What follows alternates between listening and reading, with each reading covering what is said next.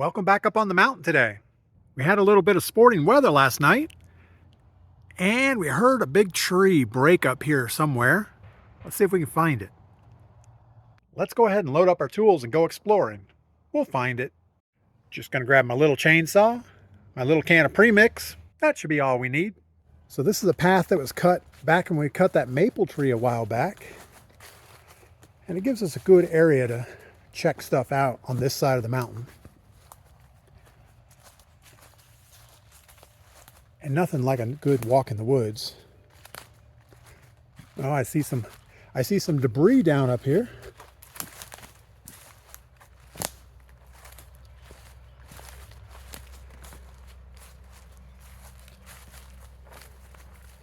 This mossy stump here, this is that maple tree that we cut last year. You guys remember that, right? It was like the world's slowest tree to cut down. All right, looks like we found the culprit here. Looks like it's the top of an old oak tree. Well, it's not much of an old oak tree. It does have a dead limb on it. And it goes on down this way. It's a pretty big piece of tree.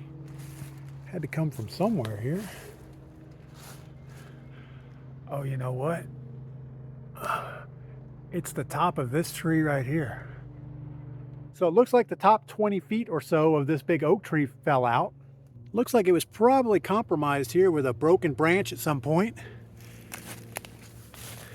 Has some woodpecker holes in it. And looks pretty rotted overall. But it still has a lot of green leaves on it, so it wasn't dead. Let's go see what it wiped out.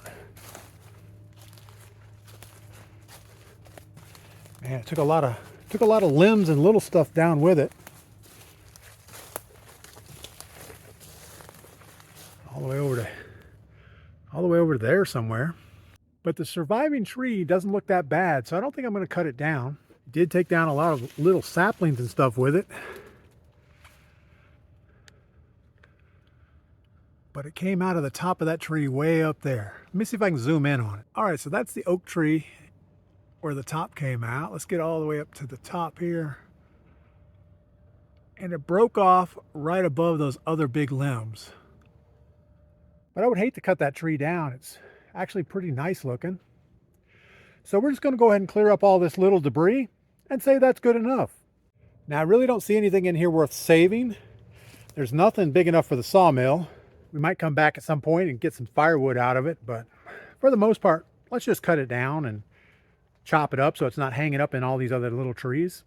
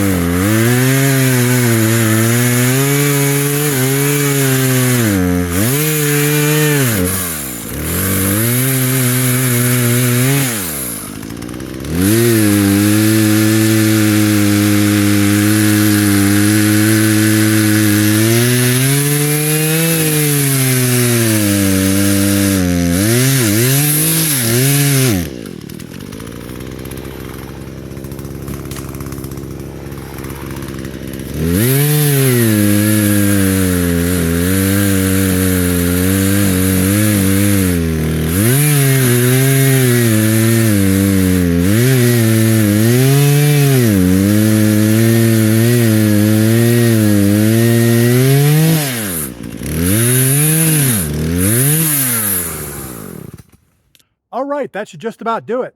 So we pretty much got all the limbs unstuck from all the saplings. There's a little bit more down here we could deal with, but it'll be fine. This little sapling here took quite a bit of abuse when this thing came down. You can see it stripped the bark off. But the tree itself looks pretty good, so we'll leave it there. This is the part where the log broke, and the wood looks pretty good on this side. But about a foot up this way, let's flip this thing over if we can. Oh. All right. Man, that went a long way down in that hole. You would not want that thing to hit you when it fell. So it looks like it stuck about a foot into the dirt. And you can tell this log was just pecked apart by woodpeckers. And what happened was there was a limb on this side that broke off in the past, and it probably opened up this section here, so water filled up inside this stump. And the bugs lived in there, and the woodpeckers want the bugs. So there you go. Now that didn't take nearly as much time as I thought it would, so we're going to run by the sawmill, see if we can saw up some lumber. We're slowly making it back up to the top of the hill where we parked the mini truck, put all of our tools away, and head for the sawmill. It's not that far away. All right, we're up here at the sawmill. Let's get it all opened up and decide what we're going to do with these logs. Hello, sawmill. Any snakes? Looks like we're okay. It's kind of messy in there, though. All right, so we get this thing rolled out here. Gonna have to tighten up this blade a little bit. It says 20 to 25 foot-pounds, but we just crank it till it's tight. We're also going to check the gas and the cooling fluid. You never want to run out of cooling fluid. Got a little wasp nest in here. Buddy's looking right at us saying, hey, leave me alone. All right, the first log we have to work on is this one here. I don't know what it is. I think it might be an oak, but it could be something else. This end's a little wonky. I don't know if we just throw it up on there and then saw this leg piece off, or do we hit it with the chainsaw? It's gonna be hard to roll it up there with that thing sticking out. So close.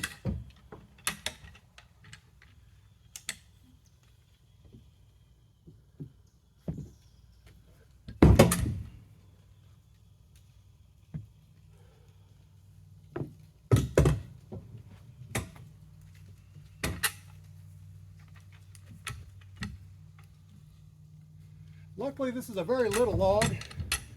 Not a lot to it. Should just be able to manhandle it up here.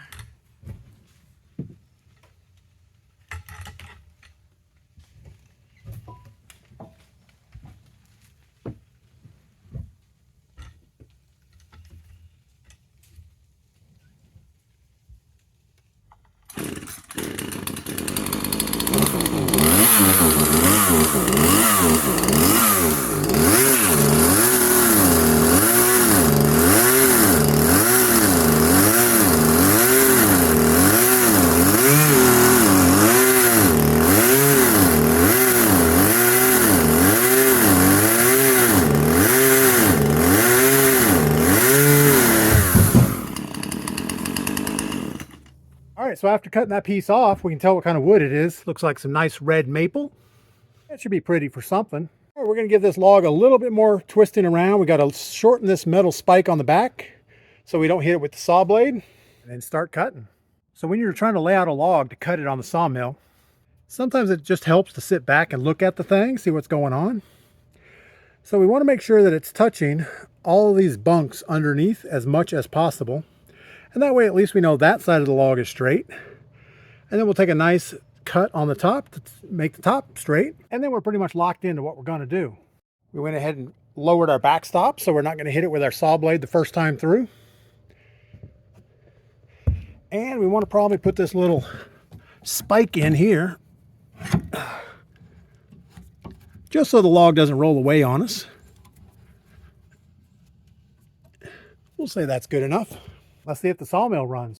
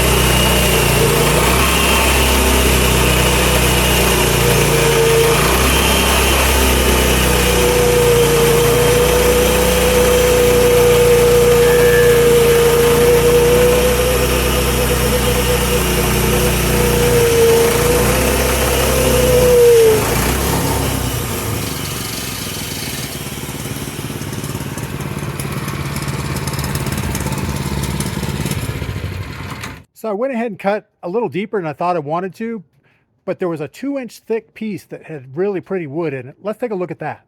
So we first did our skim cut. We cut through this knot. We cut through a lot of the bark, and you can see some of the heartwood pulling out here on the edge.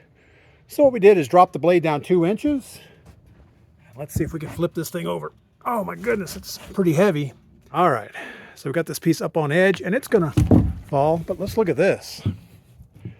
Look at that pretty red wood. Man, it's got some nice wrinkles in it. That'll make a nice chair, shelf, gun rack. We don't know, but we're gonna put it over on the maple pile. This log has been sitting for a while and it's really pretty wet inside. All right, the next thing to do is flip this log over. We can clean up the other side a little bit. Now, it's not a very big log, but that's okay. I think we'll cut the other side off the same way, and then we'll figure out what the middle should be.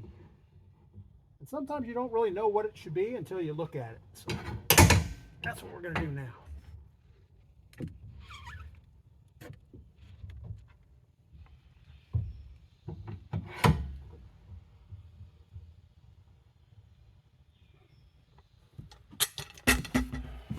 So we have the edge that we cut up against these vertical stops on the back. And you can see this log has quite a belly in it here. So we need to decide, are we just going to make the lumber out of here? Or do we try to kick this down a little bit? We're going to kick it down just a little bit. So all I did is put a little block of wood there. And now we have more of a log kind of level here. Let's go ahead and cut a straight line all the way across to see how that works out.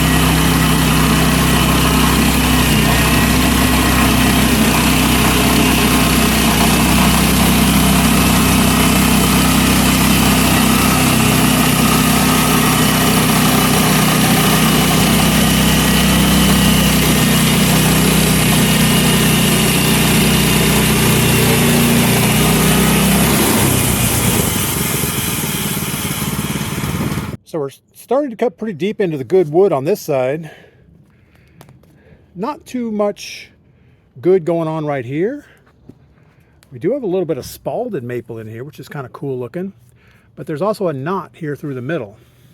But I think that's pretty good. We're going to go ahead and rotate this thing one more time and hope for the best.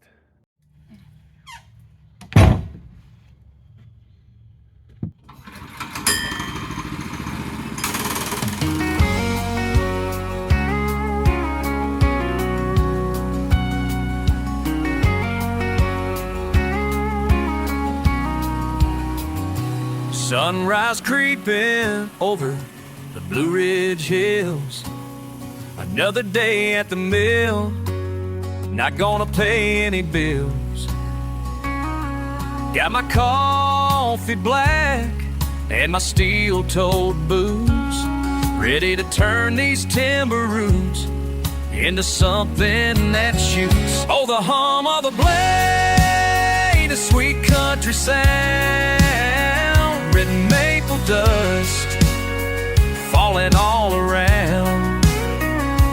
DPGladius, that's what they call me, you see, grinning ear to ear, wild and free. So Some folks chase diamonds, some chase gold, but a good honest day, that's a story told.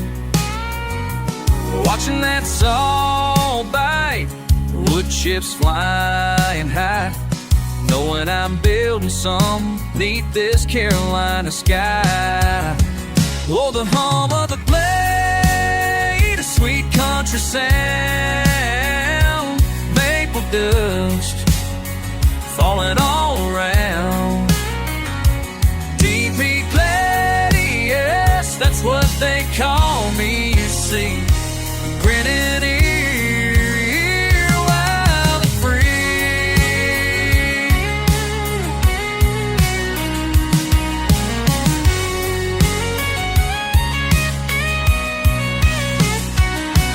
Yeah, the work ain't always easy. Sometimes sweat runs cold. There's a rhythm to this labor, a story to unfold.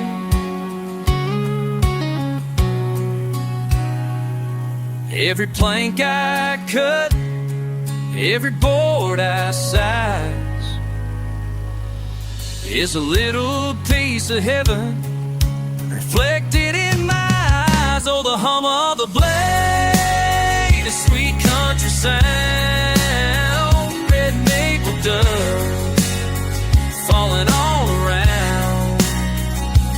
DPGladius, that's what they call me, you see. Grinning ear to ear, wild and free.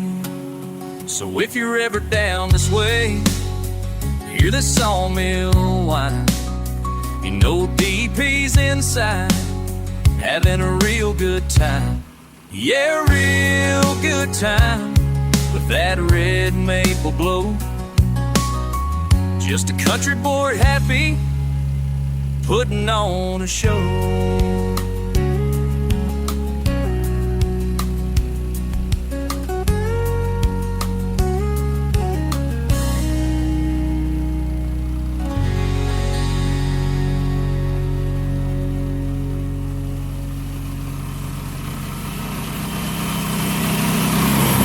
All right, we went ahead and cut these two nice big pieces of 1 inch thick.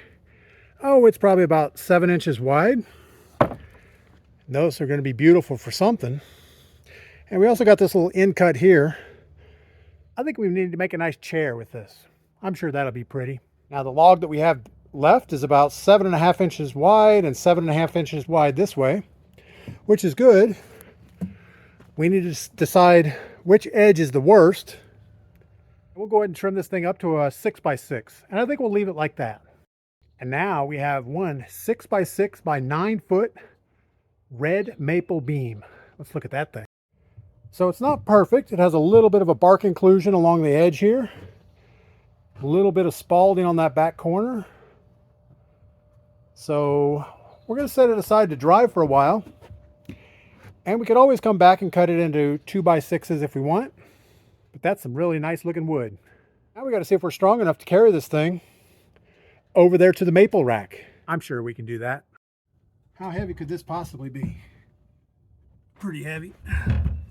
Oh my goodness. Good Lord.